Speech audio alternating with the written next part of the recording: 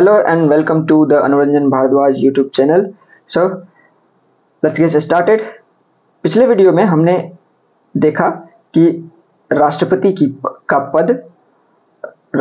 की में निहित कार्यकारी शक्तियां और उसके बाद हमने उनके इलेक्शन के बारे में चर्चा की।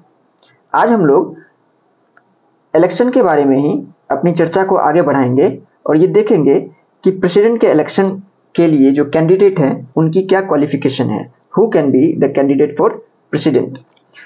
तो इसके बारे में चर्चा हमें इससे संबंधित दो आर्टिकल हैं, आर्टिकल 57 और आर्टिकल 58। हमने पिछले वीडियो में चर्चा किया था कि जो आर्टिकल 57 है वो ये दिखाता है, वो कहता है कि जो वर्तमान में राष्ट्रपति हैं वो अगले इलेक्शन के लिए चुनाव लड़ सकते हैं और संविधान उनको कितने भी बार एनी नंबर ऑफ टाइम्स वो इलेक्शन लड़ सकते हैं, उनको कहीं पे भी प्रोहिबिट नहीं किया गया है।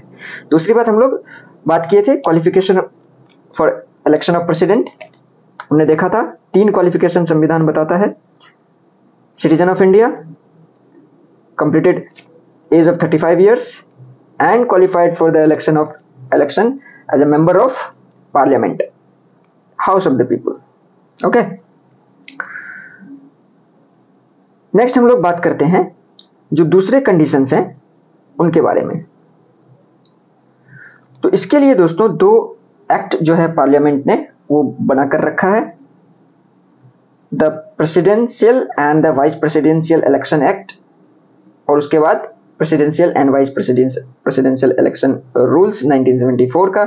तो उसके तहत हमें ये पता चलता है कि जो राष्ट्रपति के चुनाव में भाग लेने के लिए हमें 50 electors as a proposers, 50 electors as a seconder की आवश्यकता होती है, यानी कि 100 लोगों के समर्थन की आवश्यकता होती है। 1997 से ऐसा प्रोविजन है। 1997 से पहले केवल 10 प्रोपोजर्स और 10 सेकेंडर्स की रिक्वायरमेंट होती थी और ऐसा इसलिए किया गया to prevent non serious candidate. इसके अलावा जो दूसरा प्रोविजन है that is the security deposit of ₹15,000 with RBI which will be returned if the candidate gets secured 1/6 votes, यानी कि अगर कुल वोट जो भी दिए जा रहे हैं, डाले गए हैं, उनके 1/6 वोट अगर कोई कैंडिडेट पा लेता है तो RBI जो के पास जो सिक्योरिटी डिपॉजिट था 15,000 का वो उन्हें वापस कर दिया जाएगा, otherwise this amount is seized. आगे देखते हैं हम लोग। नेक्स्ट है हमारा कंडीशन ऑफ ऑफिस और इसे हमने बेयर एक्ट में भी देखा था। हमने बेयर एक्ट में देखा कि जो हमारा आर्टिकल 59 है, आर्टिकल 59 में कंडीशंस ऑफ प्रेसिडेंट्स ऑफिस के बारे में चर्चा की गई है। आइए हम लोग इसको डिटेल में बात करते हैं।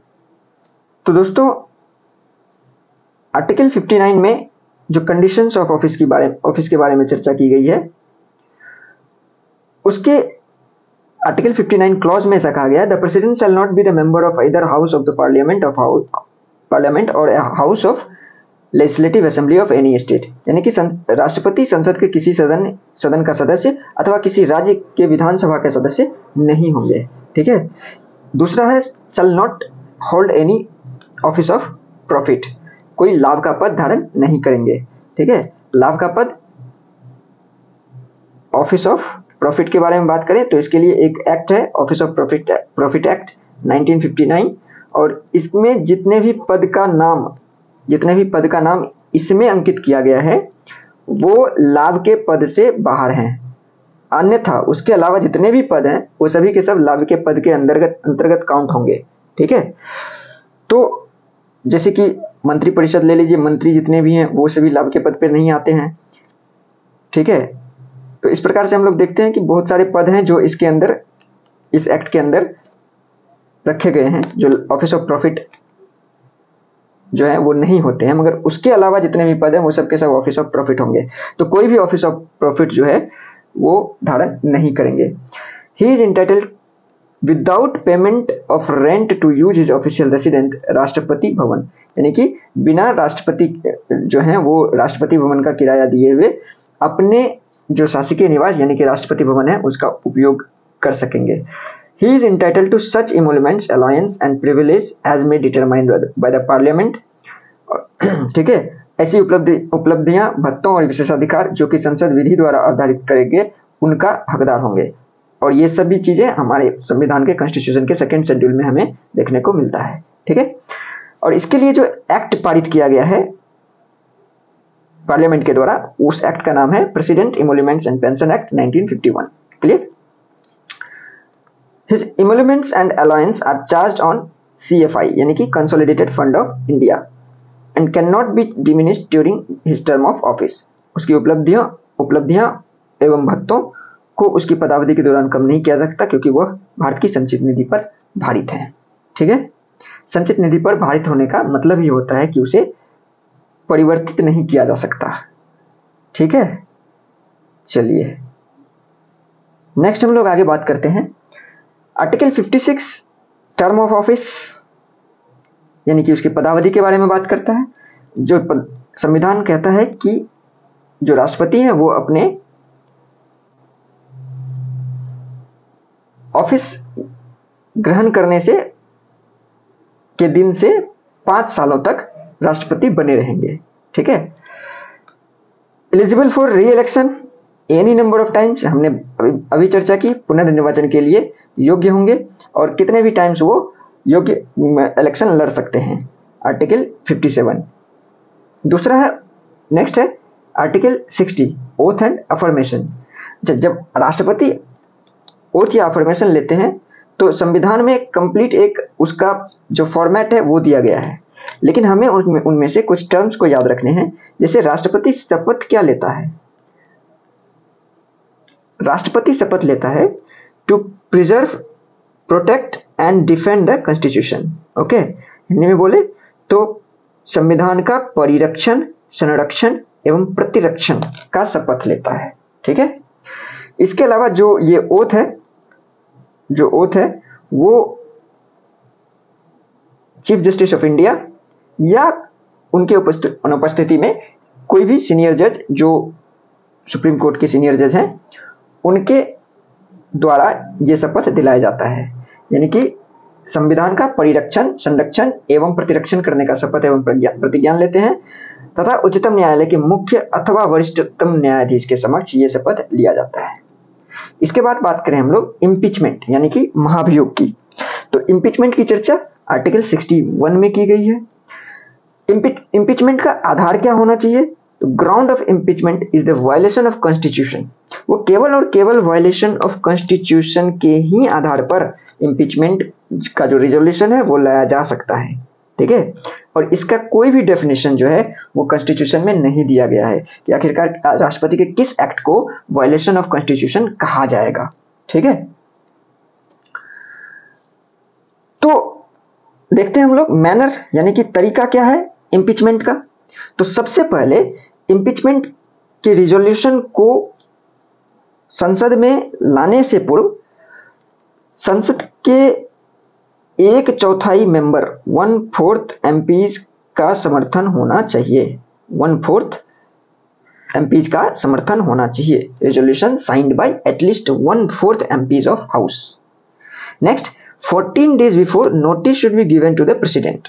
14 दिन पूर्व प्रेसिडेंट को, राष्ट्रपति को इसका सूचना दिया जाना चाहिए। नेक्स्ट है, charges can be investigated by either house.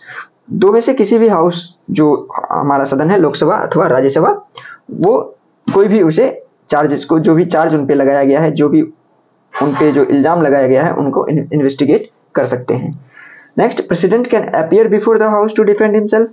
President जो है सदन के समक्ष आ सकते हैं अपने आप को डिफेंड करने के लिए। ठीक है, resolution should be passed with the special majority not less than 2/3 of the total strength.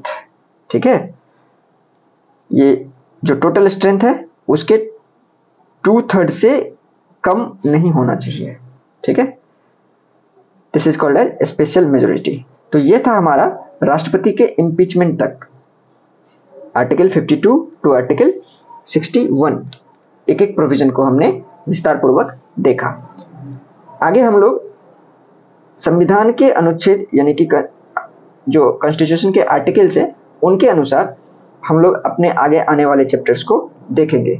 Bare act में जो भी दिया गया है उनके शीर्षक को हम लोग देखेंगे, क्योंकि बेयर एक्ट के लैंग्वेज को पढ़ना और उसे उसी प्रकार से समझ पाना अत्यंत ही कठिन कार्य है। अगर मैं कुछ बेयर एक्ट्स यहाँ पे लेके रखा हूँ, अगर आप इसे ही देखें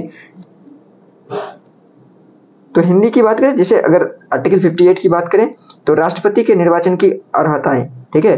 तो कोई व्यक्ति राष्ट्रपति निर्वाचित होने का पात्र तभी होगा जब वह भारत का नागरिक है, 35 वर्ष की आयु पूरी कर चुका है और लोकसभा के सदस्य निर्वाचित होने के लिए अर्हित हैं, ठीक है।